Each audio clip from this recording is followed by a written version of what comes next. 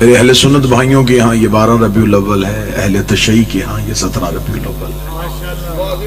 میں نے کبھی زندگی میں کسی بھی جگہ پہ جا کے اس بات پہ بحث نہیں کی کہ یہ تاریخ غلط ہے اور یہ تاریخ ٹھیک ہے، اس لیے کہ 12 بھی چاند کی تاریخ ہے، 17 بھی چاند کی تاریخ ہے۔ چاند نہ تھا اور یہ تھے، بسم اللہ۔ یہ چاند کے بعد نہیں، یہ چاند سے پہلے ہے، بلکہ انہی کے پاؤں کے تلووں سے نور لے کے تو چاند کو چاند کی جد ملی۔ لہذا اس بات پہ بحث نہیں ہے کہ 12 ٹھیک ہے یا 17 ٹھیک ہے، عقیدہ یہ ہے کہ نبی کا میلاد ہونا چاہیے۔ تاریخوں کا محتاج میرا رسول نہیں، میلاد پیغمبر ہونا چاہیے۔ عید میلاد النبی، میلاد رسول۔ میلاد فارسی زبان کا لفظ ہے، میلاد کہتے ہیں سالگرہ کو، نبی کی سالگرہ۔ میرے سامنے ماشاءاللہ دانا مجمع ہے اور یہ لفظ کی قدر کرے گا۔ میلاد نبی منا ہی ہو سکتا ہے جو نبی کو پہلے دن سے نبی مانتا ہو۔ بسم اللہ یا رسول اللہ، بسم اللہ بسم اللہ۔ یہ میلاد رسول ہے، وہی منائے گا جو نبی کو پہلے دن سے رسول اور نبی۔ فرض سے میلاد شروع نہیں ہوتا، میلاد عرش سے شروع ہوتا ہے۔ یہ اعتراض ہے کہ شاید جو علی کا ذکر زیادہ کرتے ہیں وہ نبی کی بات کم کرتے ہیں، یہ غلط اعتراض ہے۔ ہم علی علی کرتے اس لیے ہیں تاکہ زمانے کو نبی نبی کرنے کی تعظیم آ جائے۔ ہم علی کی باتیں زمانے کو اس لیے زیادہ سناتے ہیں، ہم اس لیے زیادہ سناتے ہیں تاکہ زمانے کو پتہ چلے کہ جس کا علی ایسا ہے اس کا نبی کیسا ہو، جس کا غلام ایسا ہے اس کا امام کیسا ہو، جس کے قدموں میں بیٹھنے والا ایسا ہے وہ سردار کیسا ہو۔ اور میں ممبر کی عزت کی قسم کھا کے کہتا ہوں کہ ہم نے علی کی وجہ سے نبی کو نہیں مانا، ہم نے نبی کی وجہ سے علی کو مانا۔ اس لیے ہمیں نبی نے بتایا تو ہم نے علی کو مان لیا۔ ہم کبھی بھی علی کو نہ مانتے اگر نبی کا حکم نہ ہوتا۔ خم غدیر پہ نبی ہاتھ نہ اٹھاتے ہم کبھی نہ مانتے۔ نبی نے بازو پکڑ کے دکھا دیا اور قرآن کہتا جو محمد دے وہ لے لو، جس سے روکے اس سے رک جاؤ۔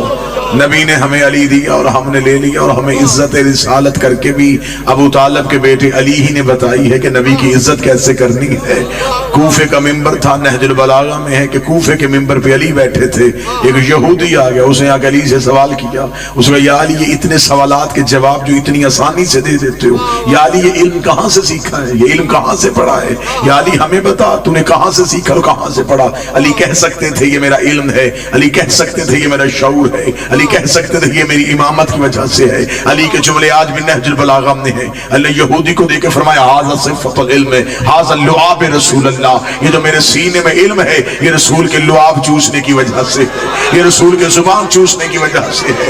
اتنا جملہ کہنا تو یہودی نے علی کے قدموں پہ ہاتھ رکھا، ہاتھ رکھ کے اب مجھے کلمہ پڑھوا دیجئے۔ اللہ نے دیکھے گا اب کلمہ کیوں پڑھا ہے، اس نے کہا میں نے تیرا نبی دیکھا نہیں ہے، علم تیرا دیکھا ہے، لیکن کلمہ اس لیے پڑھنے لگا ہوں جس کا شاگرد ایسا ہے وہ استاد کیسا ہوگا، جس کا غلام ایسا ہے وہ نبی کیسا ہوگا۔ اس نے علی کے قدموں پہ ہاتھ رکھ کے کلمہ پڑھا، یا ایک شخص اٹھ کے کھڑا ہو گیا، اس نے کہا اچھا یا علی آج سمجھ میں آیا یہ علم آپ کا ذاتی نہیں، یہ تو رسول کے لعاب کی وجہ سے ہے۔ پھر علی تمہارا کمال تو نہیں، یہ کمال تو ہمارے نبی کے لعاب کا ہے۔ علی جلال میں آگے جاہل نہ بن، ابھی لعاب بولا ہے، لہو نہیں بولا۔ بسم اللہ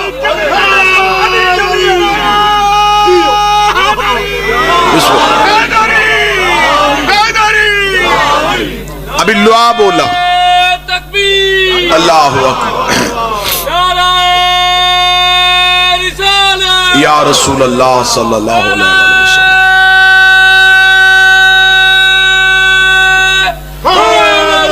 یا ابھی لعاب بولا ہے، لہو نہیں بولا۔ اور میں نبی کا لہو ہوں، میں نبی کا خون ہوں۔ نبی نے فرمایا تھا یا علی لحموں کا لحمی دموں کا دمنی، اے علی تیرا گوشت میرا گوشت، تیرا خون میرا خون۔ لہٰذا عزت علی کرنے والوں کو پتا ہے کہ عزت نبی کیا ہے۔ زمانہ پریشان ہے ختم نبوت کے حوالے سے، کبھی کہیں سے نبوت پہ حملہ ہو رہا ہے، کہیں سے ختم نبوت پہ حملہ ہو رہا ہے۔ مسجدوں میں لیکچرز دیے جا رہے ہیں، بچوں کو بتایا جا رہا ہے کہ بیٹا ہمارا نبی آخری نبی ہے، اس کے بعد کسی نبی کو نبی نہیں ہم مان سکتے. یہ بچوں کے ذہنوں میں بتایا جا رہا ہے تاکہ ہمارا بچہ کسی غیر کے ہاتھوں میں آ کے کہیں ختم نبوت کا انکار نہ کر دے، کسی دوسرے کو نبی نہ مان لے. زمانہ پریشان ہے، ہم بڑے مطمئن ہیں، اس لیے کہ ہم نے بابا جی محمد رسول اللہ کے فوراً بعد علی ولی اللہ پڑھا دیا ہے. ہمارے بچے جب علی ولی اللہ پڑھ لیتے ہیں پھر انہیں سمجھانے کی ضرورت نہیں رہتی، پھر انہیں پتا چل جاتا ہے جب علی جیسا بندہ نبی نہیں بن سکا کسی اور کی اوقات ہی کیا.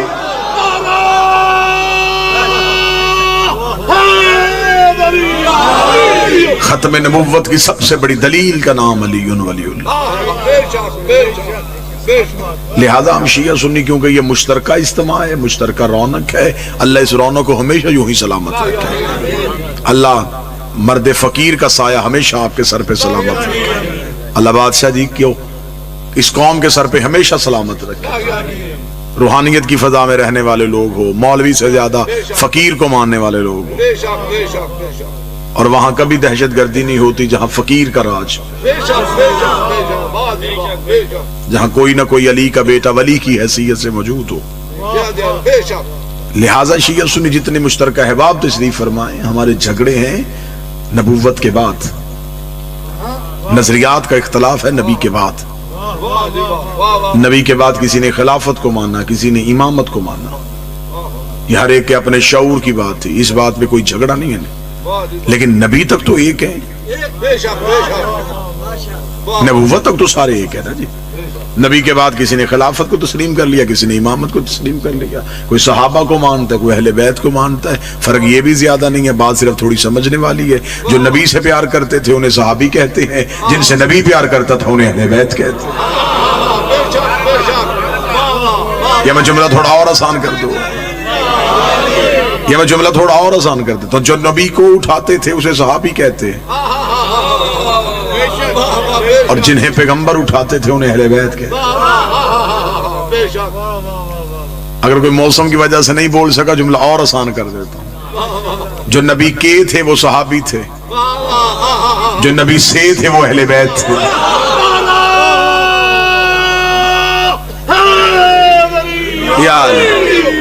کے والا رشتہ ہے جسم کے ساتھ، سے والا رشتہ ہے نبی کی روح کے ساتھ. فاطمہ تو بضعۃ منی، فاطمہ میرا ٹکڑا. حسین منی، حسین مجھ سے. یا علی انت منی، ہے علی تو مجھ سے. حسن منی، حسن مجھ سے. اس کا مطلب یہاں کے نہیں ہے، یہاں سے ہے. اور درود کے والوں پہ نہیں ہوتا، درود سے والوں پہ.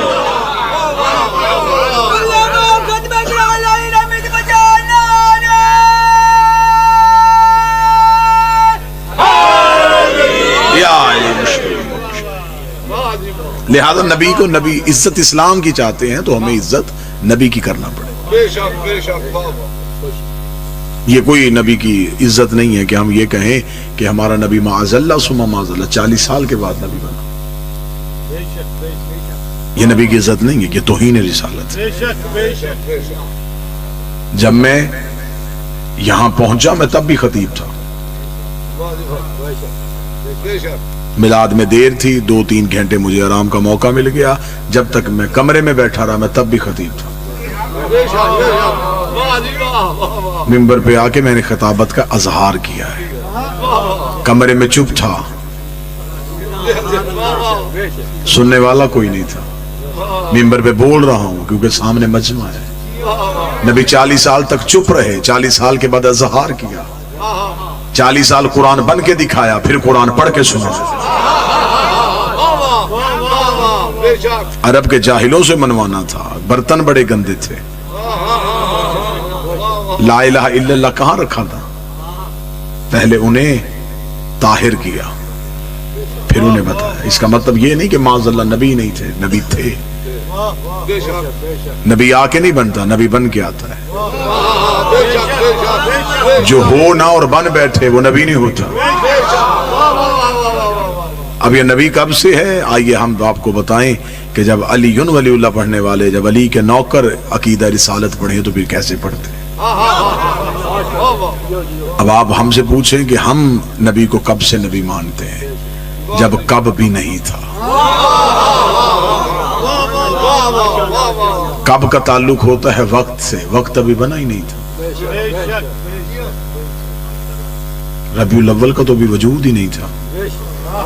ربیع الاول چاند کی وجہ سے ہے، چاند تو ابھی خلق ہی نہیں ہوا تھا. چاند روشنی سورج سے لیتا ہے، سورج تو ابھی آیا ہی نہیں تھا. سورج آسمان پہ چمکتا ہے، آسمان ابھی اٹھایا ہی نہیں گیا تھا. کائنات ابھی خلق ہی نہیں ہوئی تھی، زمانے میں کچھ بھی نہیں تھا. میں کیا کہوں، جس نے یہ لکھا کہ زمانے میں اندھیرا تھا اس نے بھی غلطی کی. اندھیرا بھی مخلوق ہے، سناٹا بھی مخلوق ہے، کچھ بھی نہیں تھا. میری زبان جبریل کی طرح کانپ کے پیچھے رہ جاتی ہے. میں کیا کہوں کہ کیا تھا اور میرا نبی تھا. پھر اگر شیعہ سنی بیٹھے تو میں ایک سطر کہنے لگا ہوں، ایک بنانے والا تھا، ایک بننے والا تھا، ایک عزت دینے والا تھا، ایک عزت پانے والا تھا. کبریائی اپنی تنہائی میں تھی، وحدت اپنی وحدت میں تھی. کہتا بھی تو اللہ ہے تو کسے کہتا؟ اس نے چاہا کہ کسی کو تو پتا چلے کہ میں خدا ہوں. پھر اس نے اپنے ہی نور سے ایک نور کو علیحدہ کیا. اب جو میلاد عرش سے سننا چاہتے ہو ذرا سر اٹھانا. اس نے اپنے ہی نور سے ایک نور کو علیحدہ کیا.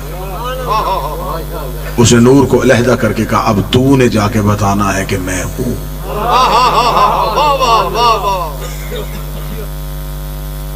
تو نے زمانے کو جا کے تعارف کروانا ہے کہ کوئی اللہ ہے.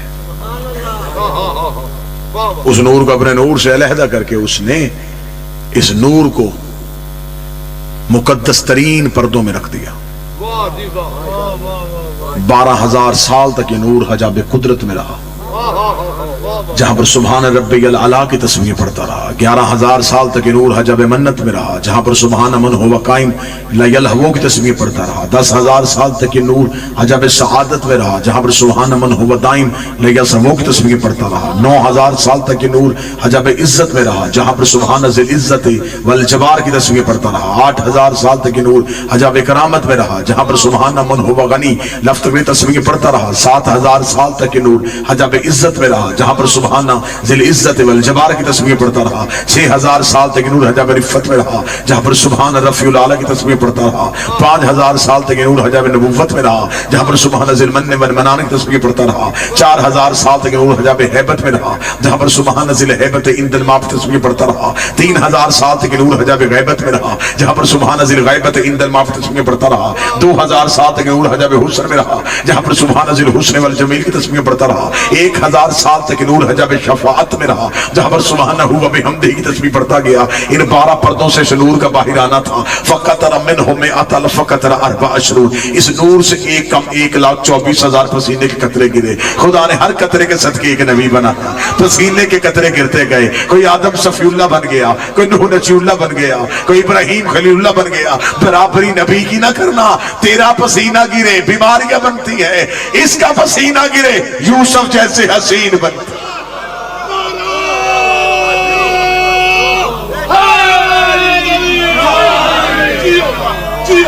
بسم اللہ. پسینے کے قطرے گرتے گئے اور خدا نبوتیں دیتا گیا. آؤ ہم تمہیں بتائیں کہ یہ کائنات بنی کیسے. معصوم فرماتے خلق العرش من العرق راسہ، نبی کے سر کا پسینہ لیا آسمان بنا دیا. اور قطر کو بندہ یہ نہ سمجھے کہ پسینہ معاذ اللہ کوئی کثافت ہے، نور سے نور گر رہا ہے. خلق العرش من العرق راسہ، نبی کے سر کا پسینہ لیا آسمان بنا دیا. خلق الانبیاء من العرق جبین، نبی کی پیشانی کا پسینہ لیا انبیاء بنا دیا. خلق الملائکہ من العرق صدرہ، اس کے سینے کا پسینہ لیا اور فرشتے بنا دیے. خلق اللوح والقلم من العرق یدین، نبی کے ہاتھوں کا پسینہ لیا لوح و قلم بنا دیے. خلق الارض من العرق رجلین، ہمارے نبی کے قدموں کا پسینہ لیا زمین بنا دی. اب مجھے دکھ ہوگا جو بندہ اگلی سطر میں نہ بولے دنیا جو کھاتی ہے یہ دانہ زمین دیتی ہے، یہ رزق لیتی ہے یہ زمین سے ملتا ہے، اور جو ملتا ہے وہ نبی کے قدموں کے صدقے سے ملتا ہے۔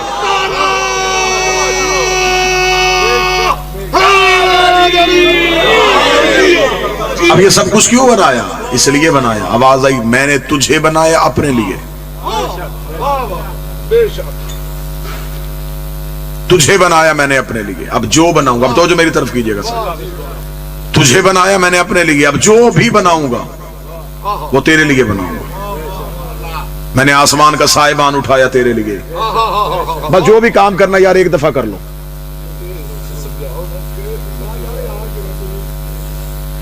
آسمان کا سائبہ اٹھایا تیرے لیے، زمین کا بچھونا بچھایا تیرے لیے۔ آج بھی چند بندے شیعہ سنیوں سے پوچھتے ہیں کہ تم میلاد کیوں مناتے ہو؟ یہ میلاد منانا قرآن کی کس آیت میں لکھا؟ آؤ میں تمہیں قرآن سے ثابت کروں میلاد کس نے منایا۔ سب سے پہلے یہ میلاد ہی اللہ نے منایا تھا۔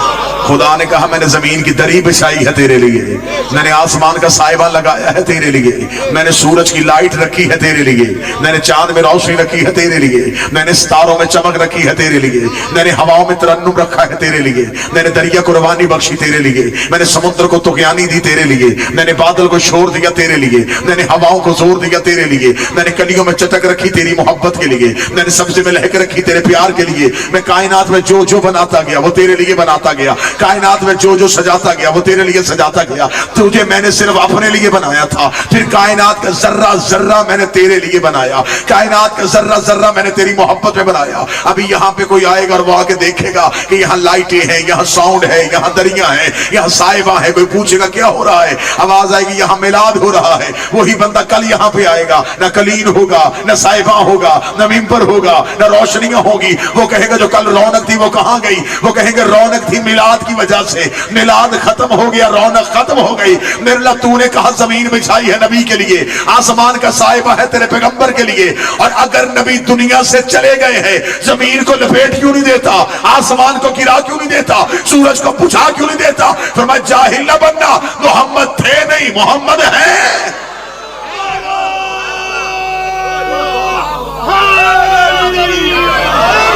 نبی تھے نہیں، نبی ہیں۔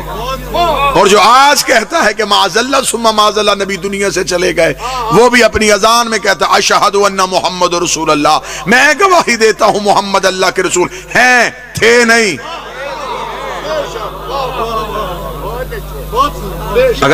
اگر تو نے نبی کو حاضر نہیں ماننا پھر اذان بدل، جرت کر مسجد کے سپیکر میں کہے کہ محمد اللہ کے رسول تھے۔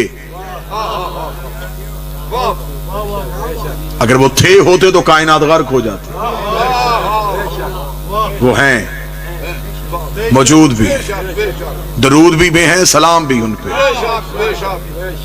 ان 12 حجابات میں نبی کا نور رکھا، 12 حجابات سے اس نور کو نکالا اور نور کے دریاؤں میں رکھ دیا۔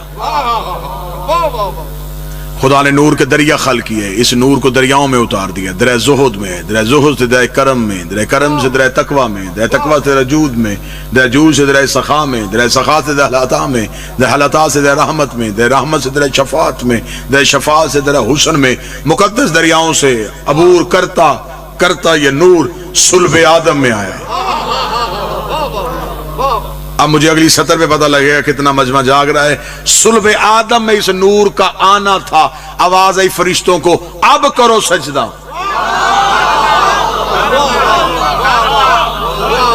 اس کا مطلب ہے سجدہ آدم کو نہیں ہو رہا، سجدہ اس نور کو ہو رہا ہے جو آدم کی پیشانی میں منتقل۔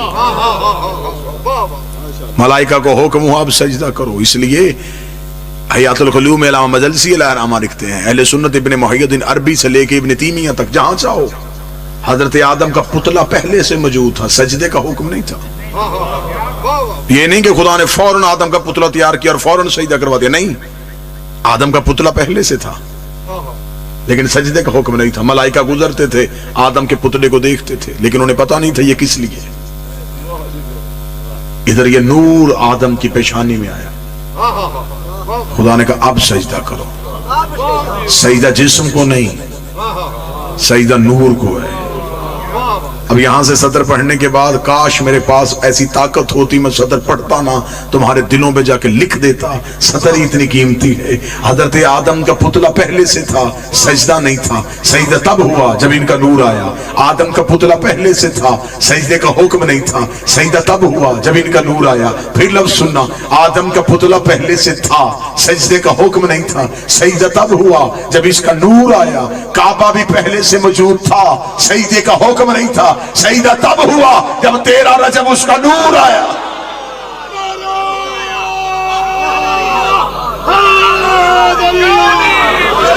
وہاں بھی نور کو سجدہ.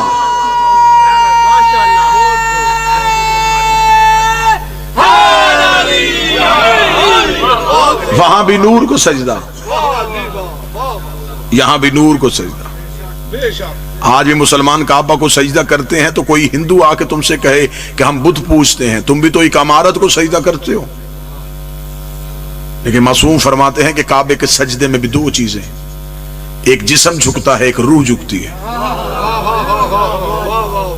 اور کعبہ بھی 2 چیزوں کا مجموعہ ہے. ایک کعبہ ہے مٹی کا گھر, ایک ہے اس میں نور. سجدہ بھی اسے 2 چیزیں کر رہی ہیں, ایک بدن, ایک روح. بدن کا تعلق مٹی سے, مٹی مٹی کو جھک رہی ہے. روح کا تعلق نور سے ہے, نور نور کو جھک رہا ہے. صلب آدم میں اس نور کا آنا تھا. خدا نے اسے صلب آدم سے صلب شیش میں منتقل کیا.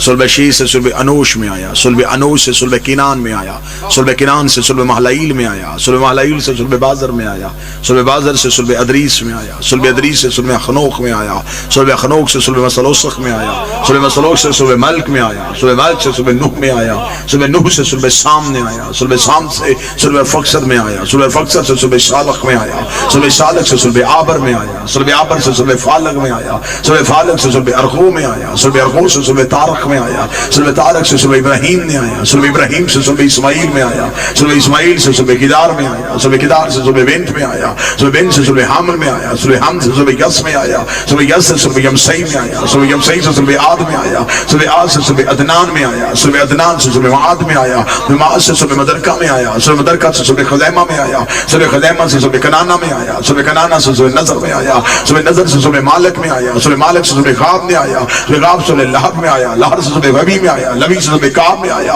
صلب کعب سے صلب کلاب میں آیا, صلب کلاب سے صلب زید میں آیا, صلب زید سے صلب قصی میں آیا, صلب قصی سے صلب عبد مناف میں آیا, صلب عبد مناف سے صلب حاشم نے آیا, صلب حاشم سے صلب عبد المطلب میں آیا. صلب عبد المطلب میں پہنچ کے 2 برابر حصوں میں تقسیم ہو گیا.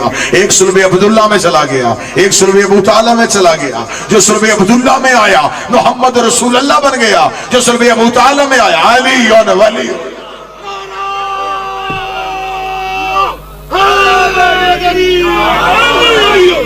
ایک آغوش آمنہ میں آ گیا, ایک آغوش فاطمہ بنت اسد میں آ گیا. ایک صلب عبداللہ میں, ایک صلب ابو طالب میں. اور جو صلب عبداللہ میں گیا وہ بھی صلب عبداللہ سے ہو کے آغوش ابو طالب میں آ گیا. اب ابو طالب کی گود میں 2 حجتیں ہیں. مسلمانوں نے تاریخ لکھی اسلام کی 40 سال کے بعد. تم نے 40 سال کی پچھلی تاریخ کو کہاں کیا؟ 40 سال کی پچھلی تاریخ اس لیے نہیں لکھی کہ وہ تاریخ میں صرف 3 ہی ہستیاں نظر آ رہی ہیں کہ ابو طالب, خدیجہ, علی.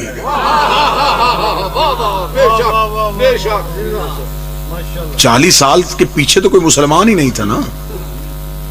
40 سال کے پیچھے مسلمانوں نے پوری تاریخ چھپا لی. صرف اتنا بتایا کہ 12 ربیع الاول کو کیسر و کسرا کے کنگرے گر گئے, بت ٹوٹ ٹوٹ کے زمین پہ آئے. یہاں نبی کی عزت بتا دی. پھر اس کے بعد فوراً تاریخ جو ہے وہ خود شرمندہ ہے کہ وہاں لکھا کہ نبی دنیا میں آئے, بت ٹوٹے, کنگرے گرے, آتش کدا جو فارس کا آتش کدا تھا جس کی آگ ہزاروں سال سے جل رہی تھی وہ بجھ گئی ہمارے نبی کے آنے کی وجہ سے. پھر آگے اب تاریخ میں کیا لکھا؟ اب فوراً آگے تاریخ میں لکھ دیا نبی کو نہیں پتا تھا کہ میں نبی ہوں. جبریل نے آ کے بتایا کہ آپ نبی ہیں. اچھا, بت کدے کی آگ کو پتا چل گیا کہ یہ نبی ہے. کیسر و کسرا کے کنگروں کو پتا چل گیا کہ نبی ہے. جو بت ٹوٹے تھے انہیں پتا چل گیا کہ نبی ہے. اور جس کے گھر میں آیا ہے. اب یہ تاریخ مسلمانوں نے فوراً کیوں بدلی؟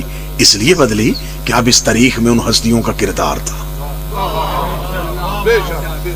40 سال تک مسلسل یہی ہستیاں اپنا کردار ادا کرتی رہی. اور یہ اتنا ظلم ہوا ہے. میرے سامنے شیعہ اہل سنت مشترکہ احباب تشریف فرما ہے. سب سے زیادہ مسلمانوں نے ظلم اپنی تاریخ پہ کیا ہے. کیونکہ تاریخ لکھی گئی ہے بادشاہوں کے دربار میں بیٹھ کے. تاریخ لکھی گئی ہے درہم و دینار کی پوٹلیاں لے لے کے. اور بادشاہ چاہتے تھے کہ نبی کے خاندان کا ذکر کم سے کم ہو. اب یہ درد دل ہم کہاں بیان کریں؟ اگر یہ مشترکہ مجمع میں بیان نہیں کرنا تو کہاں بیان کریں؟ لہذا جو میرے اہل سنت بھائی ہیں ایک لمحے کے لیے مسلمان ہو کے سنیے گا. ایک لمحے کے لیے مسلمان ہو کے سنیے گا. یہاں اب حضرت ابو طالب کا نام مٹانے کے لیے فرضی نام تراشے گئے. یہاں لکھا گیا کہ یہ نبی کو دودھ پلاتی تھی اور نبی نہیں تھے. 40 سال کے بعد نبی بنے. میرے اہل سنت بھائی جو بیٹھے ہیں وہ آج کے بعد اس بات کی تحقیق کرے. وہ جا کے پوچھے علماء سے کہ ہمیں بتائیں اس بی بی جو دودھ پلاتی تھی اس کا مذہب کیا تھا. اگر وہ کہیں گے مسلمان تھی تو آپ پوچھئے کہ کس کے مسلمان تھی؟ نبی تو خود نبی نہیں. موضوع پسند نہیں ہے تو میں جملے تبدیل کر رہا ہوں.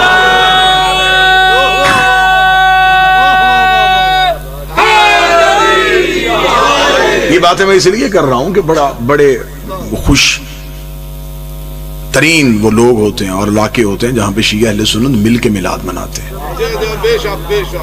تو آپ ہمیں بتائیں کہ اس بی بی نے کس کا کلمہ پڑھا تھا؟ نبی کا. تو نبی تو آپ کے عقیدے کے مطابق خود نبی نہیں تھے. اب اگر وہ کہیں کہ نہیں وہ کلمہ نہیں پڑھا تھا لیکن دودھ پلاتی تھی، پھر میں قرآن کی آیت کو کہاں لے کے جاؤں؟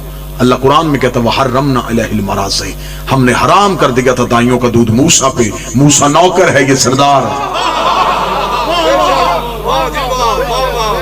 حضرت موسیٰ تو 3 دن کے مجبوری میں بھی دائی کا دودھ نہیں پی رہے. تو پھر یہ دودھ سردار نے کیسے پی لیا؟ پھر اس کا مطلب ہے یہ نام اس لیے تراشا گیا. اگر یہ نام نہ لکھتے پھر بتانا پڑتا کس نے پالا.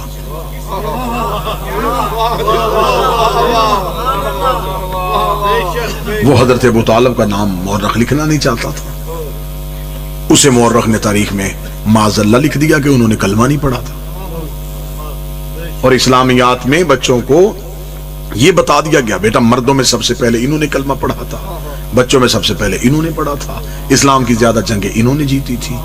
آپ ہمیں یہ کیوں نہیں بتاتے کہ اسلام کی پہلی دعوت کس کے گھر ہوئی تھی؟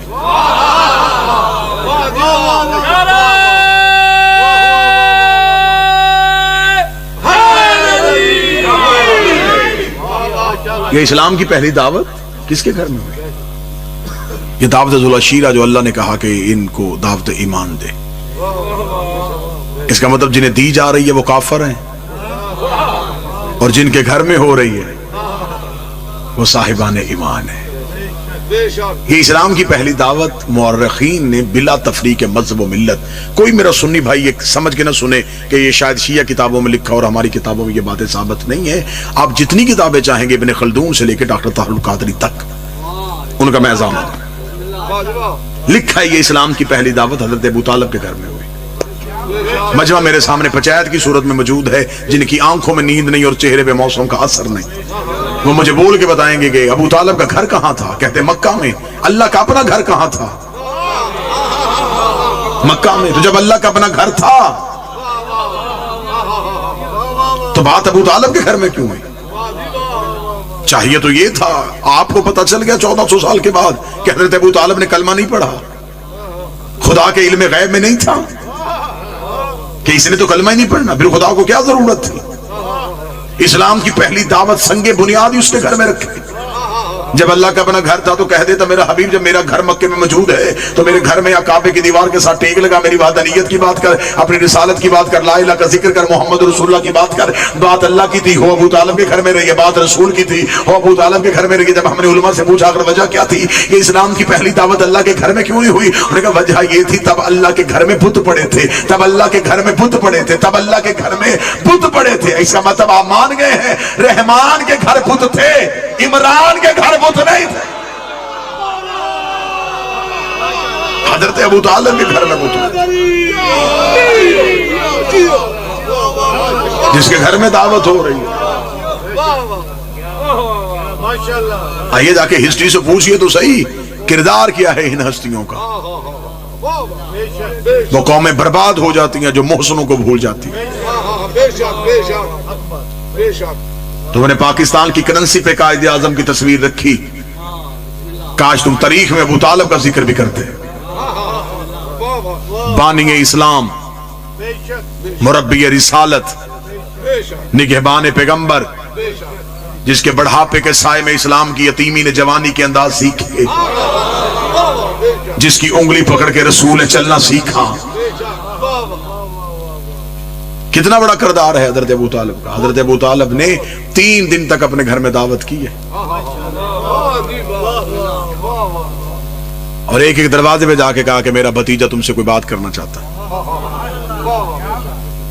بلانے کا عرب میں کوئی طریقہ اور تو تھا نہیں.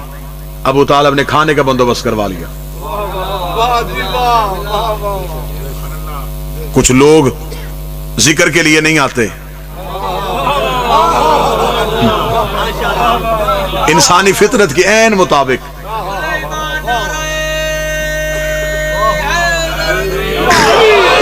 لال سے خوراک رکھا گیا. جنہوں نے نہیں آنا تھا وہ سب سے پہلے آئے. دعوت کا اہتمام ہوا. دعوت بھی چھوٹی موٹی نہیں تھی, پرتکلف. عربوں کو ان کے مزاج سے زیادہ کھانا کھلایا گیا. پہلے دن کھانا کھلا کے ابو طالب نے کچھ نہیں کہا, جانے دیا. فرمایا انہیں اپنے گھر کے نمک کی عادت ڈالیں. دوسرے دن پھر آ گئے, آتے ہوئے اور لوگوں کو ساتھ لائے. تیسرے دن مجمع زیادہ ہو گیا. آج رسالت باب نے چچا کی ابا کے دامن کو تھاما, تھام کے کہا چچا بات میری کوئی نہیں سنتا. فرمایا آپ بتائیں سنانا کب چاہتے ہیں. رسالت باب نے فرمایا ہم چاہتے ہیں کہ آج بات ہو ہی جائے. فرمایا پھر آج کوئی نہیں جائے گا.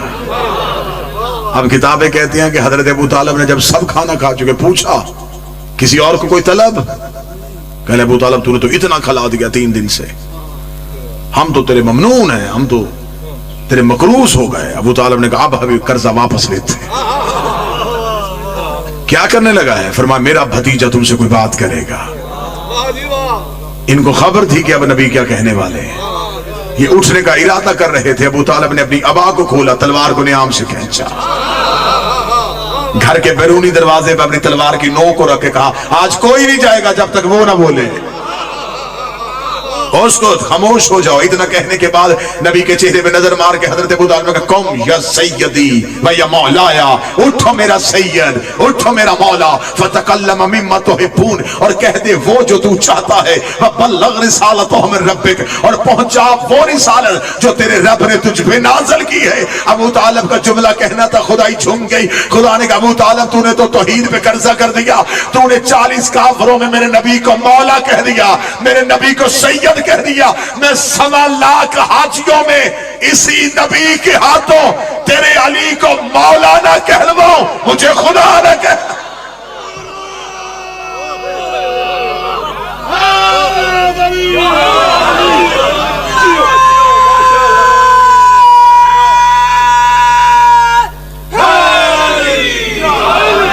اٹھئے اور تقریر کیجئے. متوجہ ہیں صاحب؟ آئیے ہم آپ کو بتائیں اس میلاد میں کہ اسلام شروع کہاں سے ہوا, کس کے گھر میں یہ بنیاد رکھی گئی. رسول تقریر کے لیے اٹھے, کافروں نے سر جھکا لیا. یہ اسلام کی پہلی تقریر. رسول نے کافروں کے درمیان کھڑے ہو کہا ایھا الناس قولوا لا الہ الا اللہ, اے انسانوں کہو اللہ ایک ہے۔ بڑا مشکل تھا عرب میں یہ جملہ کہنا کہ جب ایک ایک گھر میں کئی کئی خدا تھے، ان کے سامنے کہنا کہ اللہ ایک ہے۔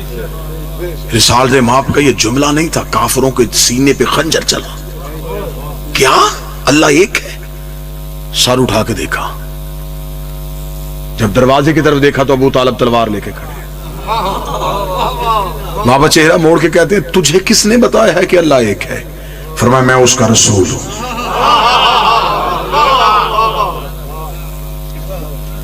چند بوڑھے سردار اونچی آواز میں کہکا لگایا، کہکا لگا کہتے ابو طالب مبارک ہو، آج کے بعد بھتیجے کی اطاعت کرے گا۔ یہ کیا کہہ رہا ہے تیرا بھتیجا؟ یہ عبداللہ کا بیٹا کیا کہہ رہا ہے؟ یہ کہہ رہا ہے کہ میں نبی ہوں، یہ ہمارے درمیان رہا ہے اور اب یہ کہہ رہا ہے کہ میں نبی ہوں، اب اس کی نبوت کو مانے؟ کیا گواہی ہے کہ یہ نبی ہے؟ اب اتنا کہنا یہ پیچھے سے علی کی آواز آئی، اشہد ان لا الہ الا اللہ، میں گواہی دیتا ہوں کہ وہ اللہ ہے، میں گواہی دیتا ہوں یہ اس کا رسول ہے۔ رسول کا میں گواہی دیتا ہوں یہ میرا جانشین ہے۔ اس کا مطلب آج پوری دنیا میں جو مسلمان کلمہ پڑھتے ہیں لا الہ الا اللہ محمد رسول اللہ، یہ علی کی سنت ہے۔ علی ولی اللہ کہنا نبی کی سنت۔ بسم اللہ، ہم گواہی دیتے ہیں، میں گواہی دیتا ہوں۔ آؤ اسلام میں کردار تو دیکھو کن ہستیوں کا کردار ہے۔ علی اٹھے، علی نے کہا میں گواہی دیتا ہوں، رسول کہہ رہے ہیں اللہ ایک ہے، علی پیچھے سے کہہ رہے ہیں ہاں اللہ ایک ہے۔ آگے محمد رسول اللہ ہے، پیچھے علی ولی اللہ ہے۔ اب میں جملہ بدل کے کہنے لگا اور جملہ آپ کے ذہنوں کو جگا دے گا۔ ابو طالب کے دونوں بیٹوں نے پورے کفر کو گھیر لیا۔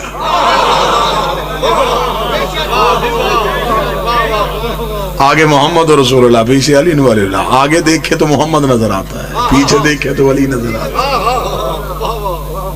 فرمایا یہاں سے مان کے جاؤ۔ مسلمانوں نے یہ اپنی تاریخ کے جملے چھپا دیے، جبکہ یہ انتہائی اہم چیپٹر تھا، اسے دینیات کا حصہ بننا چاہیے تھا، یہ پڑھایا جاتا لیکن چھپا دیا۔ صرف کیوں؟ اس میں وہ کردار نظر نہیں آ رہے جنہیں مسلمان منوانا چاہتا ہے، اور وہ کردار نظر آ رہے ہیں جن کو وہ منوانا نہیں چاہتا۔ مسلمانوں نے اپنی یہ جو نوجوان بیٹھے ہیں، کیونکہ اب آپ کے لیے مشکل نہیں ہے دین پہ ریسرچ کرنا، آپ کی انگلیوں کے نیچے دنیا کی لائبریریاں ہیں۔ اب آپ کتاب پڑھنے کے لیے مولوی کے محتاج نہیں ہیں، آپ مطالعے کا شوق پیدا کیجئے، اور آپ اسلام کی ہسٹری کو ڈھونڈنا چاہیں تو سب سے زیادہ اسلام کی ہسٹری کو جو کلیکٹ کیا وہ رومن امپائرز نے کیا، فال آف دا رومن امپائرز۔ کیونکہ مسلمانوں نے، یہ عیسائیوں نے مسلمان کی تاریخ کیوں خریدی؟ اگر آپ بور نہ ہو تو میں یہ جملہ بھی بتا دوں۔ مسلمان جب لشکر لے جا کے خطے فتح کر رہے تھے تو انہوں نے اپنی تاریخ کی کتابیں ردی بنا کے بیچی تھی۔ جب مسلمانوں کے جب یہ جاتے تھے اور دوسرے بادشاہ پہ حملہ کرتے تھے، اس کے کتب خانے چوری ہوتے تھے، جلا دیے جاتے تھے، تو مسلمانوں کی یہ پوری تاریخ کی کتابیں جو قلمی نسخے تھے، جو ہاتھوں سے لکھے ہوئے تھے، یہ یا دریا میں بہا دیے گئے یا یہ ردی بنا کے بیچ دیے گئے، اور یہ سب خریدے عیسائیوں نے۔ اور آج بھی ہالینڈ میں ایک شہر ہے ڈچ، اس کا نام ہے، سب سے پہلی عیسائیوں نے جو ایک پریس بنایا تھا وہ سب سے پہلے اس شہر میں بنایا تھا، اور انہوں نے سب سے پہلے مسلمانوں کی تاریخ دوبارہ چھاپی۔ اور عیسائی ان پہ اعتراض کرتے یہ مسلمانوں کی ہسٹری ہے تم کیوں چھاپ رہے ہو؟ انہوں نے کہا بھی یہ ملک فتح کر رہے ہیں، انہیں اس کی ضرورت پڑے گی۔ پھر جب انہیں ضرورت مسلمانوں کو پڑی تو پھر انہوں نے سونے میں تول کے دی ہے مسلمانوں کو تاریخ، اور انہوں نے اس کے جو نسخے تھے وہ اپنے پاس رکھ لیے تاکہ کبھی بھی مسلمان ہمارے سامنے آئے تو ہم اسے اس کی تاریخ سنائیں۔ آج بھی دنیا کی سب سے جو بڑی لائبریریاں ہیں، برٹش لائبریری ہے، ٹرکش لائبریری ہے، آکسفورڈ کی لائبریری ہے، آپ وہاں جائیں آپ کو فال آف دا رومن امپائرز ملے گی، آپ انٹرنیٹ پہ جائیں آپ کو وہاں بھی ملے گی۔ اس نے اسلام کی اس پہلی دعوت کو بڑے خوبصورت لفظوں میں لکھا ہے، اس نے کہا جب پروفٹ تقریر کے لیے اٹھا, there was a deep silence on all of the Quraysh, پورے قریش میں خاموشی طاری تھی. And prophet says who will help me, اور نبی کہہ رہے تھے کون ہے جو میری مدد کرے گا, who will follow me, کون ہے جو میری اتباع کرے گا. وہ کہتا وہاں خاموشی تھی, but one child, لیکن ایک بچہ, his name was Ali, اس کا نام علی تھا. He was only 10 years old, وہ صرف 10 سال کا تھا. He cried, وہ چیخا, he jumped, وہ اچھلا, اس نے کہا I will help you, میں تیری مدد کروں گا. I will follow you, میں تیری اتباع کروں گا.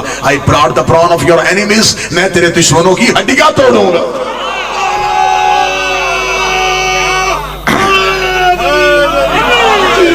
انہوں نے لکھا اسلام کی ہسٹری. اب اسلام کی پہلی دعوت ہو گئی, نبی کی تقریر ہو گئی, کافروں کو پتہ چل گیا کہ اچھا تو اب یہ نبی ہے. اس سے پہلے کہ کافر اپنے گھروں میں جا کے پروگرام بناتے, حضرت ابو طالب نے نبی کی تقریر ختم ہونے کے بعد نبی کا ہاتھ پکڑ کے وہاں لے گئے جہاں چاروں بیٹے بیٹھے تھے. فرمایا آج کے بعد تمہارے ذمے ہے اس کی حفاظت کرنا. اور تمہیں بتائیں کہ اسلام کے محسن کون ہے. خطرے کے بستر پہ اپنا اٹھایا اور نبی کے بستر پہ سلایا. یہ جو علی ہجرت کی رات مطمئن ہو گئے سو گئے تھے, یہ بچپن کی عادت تھی. علی کو موت سے اس لیے ڈر نہیں آیا, باپ نے تربیت میں رکھا تھا. خطرے کے بستر پہ کبھی جعفر کو اٹھایا, محمد کی جگہ پہ سلا دیا, کبھی عقیل کو سلا دیا, کبھی طالب کو سلا دیا. میرا قتل ہو جائے, نبی پہ تلوار نہ چلے. عرب کا کلچر ہی نہیں تھا کہ کوئی چچا اپنا بیٹا بھتیجے پہ قربان کرتا. بیٹا جب بھی قربان ہوتا ہے عقیدے پہ ہوتا ہے. حضرت ابو طالب نے بستر بدل کے زمانے کو بتایا محمد میرے بھتیجے کا نام نہیں, میرے عقیدے کا نام. دو ہستیوں نے احسان کیا ہمارے نبی پہ, ایک حضرت عمران اور ایک جناب خدیجہ الکبریٰ. یہ نور دنیا میں اتر آیا اور اللہ قرآن میں کہتا یریدون لیطفئوا نور اللہ بافواہہم. خدا کہتا چاہتے ہیں کچھ لوگ کہ وہ اللہ کے نور کو اپنی منہ کی پھونکوں سے بجھائیں. اللہ متمع النوری, لیکن اللہ اپنے نور کو پورا کرے گا. اللہ کرہ الکافرون, چاہے یہ بات کافروں کو بری ہی کیوں نہ لگے. اور یہ لفظ اللہ نے قرآن میں سورہ مبارکہ توبہ میں خدا نے کہا اللہ یہ لوگ چاہتے ہیں نور کو منہ کی پھونکوں سے بجھائیں. جب بھی منہ کی پھونک سے کسی روشنی کو بجھانے کا خیال ذہن میں آئے تو جو پہلی تصویر ذہن میں آتی وہ چراغ کی آتی ہے, کیونکہ چراغ کی روشنی وہ ہے جسے پھونکوں سے بجھایا جا سکتا ہے. تو میرا مالک اس کا مطلب ہے کہ تو کچھ چراغ بھیج رہا ہے جسے دنیا بجانا چاہتی ہے. میں وہ چراغ ڈھونڈ رہا تھا کہ وہ چراغ کون سا ہے. یا جو میں نے آیت پڑھی اسی سے پتہ چل گیا. خدا نے کہا سراج منیرا, میرا حبیب میں نے تجھے روشن چراغ بنا کے بھیجا. اور پھر اس چراغ کی حفاظت کی ذمہ داری دی ابو طالب کو. پھر میر مونس نے کہا تھا فنوس بن کے جس کی حفاظت ہوا کرے, وہ شمع کیا بجھے جسے روشن خدا کرے. پھر حضرت ابو طالب نے ایسی حفاظت کی ہے, ایسی حفاظت کی ہے ابو طالب نے کہ رسالت کی طرف کسی کی آنکھ نہیں اٹھنے دی. اہل سنت کتاب سے ڈاکٹر تعلق قادری صاحب کی کتاب ہے مومن قریش, اس سے ایک حوالہ لے کے آپ کو ایک واقعہ سنا کے یہیں سے آپ کی زحمتیں تمام کر دیتے. رسالت مآب کی ظاہری طور پہ عمر ابھی 5 سال تھی. متوجہ ہے صاحب؟ مکے میں قحط پڑ گیا. قحط کیوں پڑا؟ بارش نہیں ہوئی. بارش نہ ہونے کی وجہ سے, خشک سالی کی وجہ سے قحط پڑ گیا. لوگ پریشان ہو گئے, غریب آئے سرداروں کے پاس. سرداروں نے ایک ہنگامی میٹنگ بلائی اور میٹنگ بلا کے انہوں نے کہا کہ ایسے کرتے ہیں کہ اپنے اپنے بتوں کی پوجا کرتے ہیں, اور ایسے کرتے ہیں یہ پوجا بھی انفرادی نہیں اجتماعی کرتے ہیں. ایک دن رکھ لیتے ہیں دعا کا, ہر قبیلہ اپنا اپنا بت لے کے آئے. اور آپ نوجوانوں کو سمجھانے کے لیے, بزرگ بہتر جانتے ہیں, یہ عربوں کی تہذیب تھی, یہ دوسرے قبیلے کا خدا بھی نہیں پوچھتے تھے. ان میں حسد بہت زیادہ تھا, بغض بہت تھا ان میں. یہ دوسرے کا خدا نہیں پوچھتے تھے، یہ خدا اپنا بناتے تھے۔ امیروں کا خدا بھی امیر ہوتا تھا، غریبوں کا خدا بھی غریب ہوتا تھا۔ اب آپ کے ذہن میں آئے گا کہ امیروں کا خدا امیر کیسے؟ جو امیر خدا ہوتا تھا اس کو سونے کے کنگن پہنائے جاتے تھے، غریب آٹا چاول لے کے بھی خاموش ہو جاتا تھا۔ امیروں کے خدا علیحدہ، غریبوں کے خدا علیحدہ۔ انہوں نے کہا نہیں جی اب کوئی نہیں، اب جو ایک دن مقرر ہو سارے اپنے اپنے خدا لے کے آئیں گے، سارے بت رکھیں گے، آگے اکٹھے ہو کے بیٹھیں گے، بتوں کی پوجا کریں گے، ان سے اجتماعی طور پہ منت کریں گے، بارش ہو جائے گی۔ ایک بوڑھا اٹھ کے کھڑا ہو گیا، اس نے کہا ہاشمی کسے لے کے آئیں گے؟ میں واقعہ نہیں سنانے لگا، پوری تاریخ یوں بند کر کے آپ کو دینے لگا۔ ہاشمی کسے لے کے آئیں گے؟ اس لیے کہ ہاشمیوں نے آج تک نہیں بتایا کہ وہ کس کی پوجا کرتے، ہاشم نے کبھی نہیں بتایا کہ وہ کسے مانتا ہے، عبد المطلب نہیں بتا کے گیا کہ اس کا خدا کون ہے۔ تو اگر آج سارے خدا باہری آنے ہیں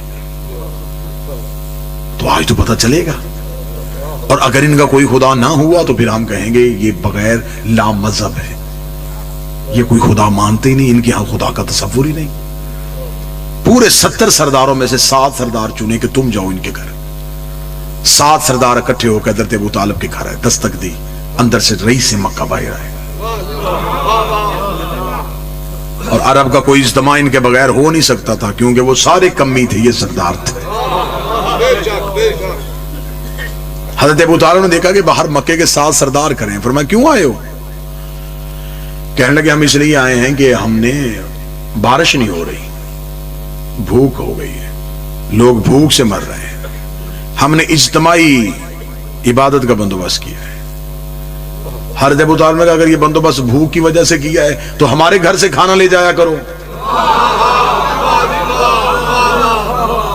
ان کا دسترخوان کبھی بند نہیں ہوتا تھا، آج بھی انہی کے گھر کا دسترخوان کھلا ہے، آج بھی جسے کہیں سے نہ ملے اسے حسین کے گھر سے مل جاتا ہے۔ یہ جو نوجوان بچے بیٹھے ہیں، حضرت ہاشم کا نام ہاشم کیوں تھا؟ عربوں میں جو سب سے مہنگی ڈش تھی اسے کہتے تھے ہوشم، یہ ہوتی تھی اونٹ کے گوشت کے شوربے میں بھگوئی ہوئی روٹی، یہ رئیسوں کے کھانے کے لیے تھی، اسے کہتے تھے ہوشم، اور جو کھلاتا تھا اسے کہتے تھے ہاشم۔ ابو طالب بھوک کے دنوں میں ہوشم کا دسترخوان لگاتا تھا اور سارے عرب کے غریبوں کو کھلاتا تھا، جس کے بارے میں مولوی نے کہا ان کے گھر میں کچھ نہیں تھا، جنہوں نے حضرت عبداللہ کے دنیا میں آنے میں 100 اونٹ دیے تھے۔ یہ تو نبی کے پیچھے خاندان کی ہسٹری ہے، یہ بیان کروں گا تو بہت تفصیل ہو جائے گی۔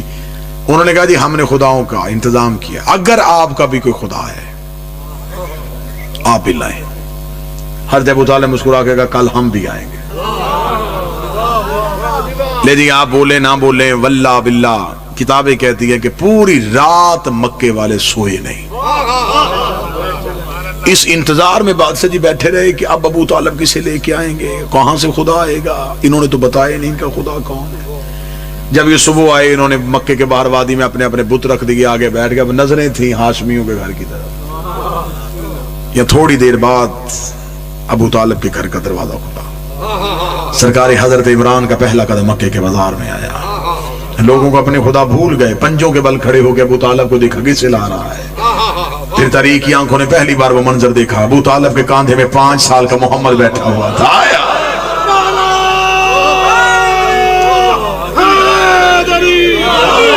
آپ خاموش ہو گئے، ابھی لا الہ الا اللہ کا نعرہ لگا ہی نہیں، ابھی کسی کو پتہ ہی نہیں کہ اللہ ہے۔